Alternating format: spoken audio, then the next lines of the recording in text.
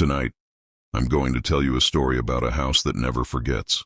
A place where every scream, every whisper, every death is still alive. This is the story of the house that remembers. Let's begin. Arman was a 24-year-old filmmaker searching for a mysterious abandoned house rumored to be alive.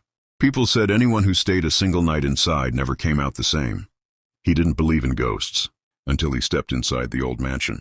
The air smelled like dust, wet soil, and something metallic, almost like blood. Wooden floors groaned under every step. Inside, he found old family portraits, but the faces were scratched out, every single one, on the wall, written in faded red paint. The house remembers everything. Arman felt cold fingers brush his neck. He turned around. No one was there. Arman set up his camera equipment. He wanted to film everything. At 2:13 a.m., his motion detector beeped. Something was moving in the hallway. Through his night vision camera, he saw a woman standing far away, wearing a torn white dress, her hair covering her face. He blinked. She disappeared. Then he heard a soft female voice whispering from behind him. "You're late. We've been waiting." He ran outside the room, but the door slammed shut behind him. In the hallway, he saw the same woman, but this time, she was crawling toward him on all fours, bones cracking, mouth stretched unnaturally wide. Arman dropped his camera. Everything went silent. He found an old diary inside a drawer. It belonged to Sarah Malik, who lived in the house 42 years ago. Pages described strange events. Doors opening by themselves. Shadows whispering. Invisible hands pulling her hair. Footsteps running at night. Her final entry said, "Mother is not my mother anymore. She smiles without lips. She speaks without breathing. She wants to keep me in the walls." Arman felt chills. Suddenly, he heard scratching behind the wallpaper, like tiny fingers dragging across the wood.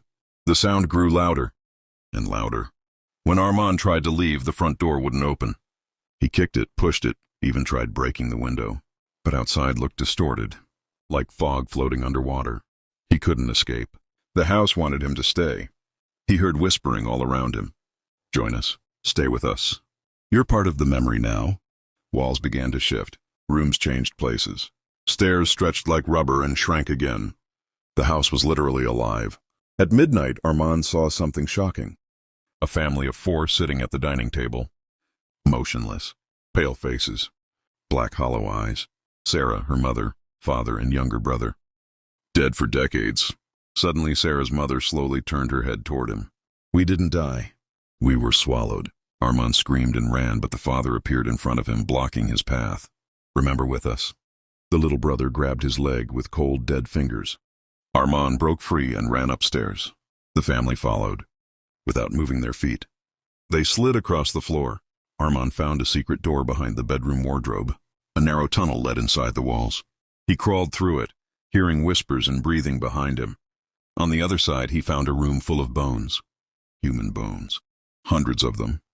The floor was covered in names scratched with fingernails. He saw a fresh one. The dust around it was still falling. It said, "Arman." Suddenly, hands burst from the wall, grabbing him, pulling him into the darkness. He screamed, but the walls swallowed him whole. Hours later, the camera he dropped earlier began recording on its own. A tiny crack opened in the wall. Arman's terrified face appeared inside it. He whispered, "Don't come here. The house.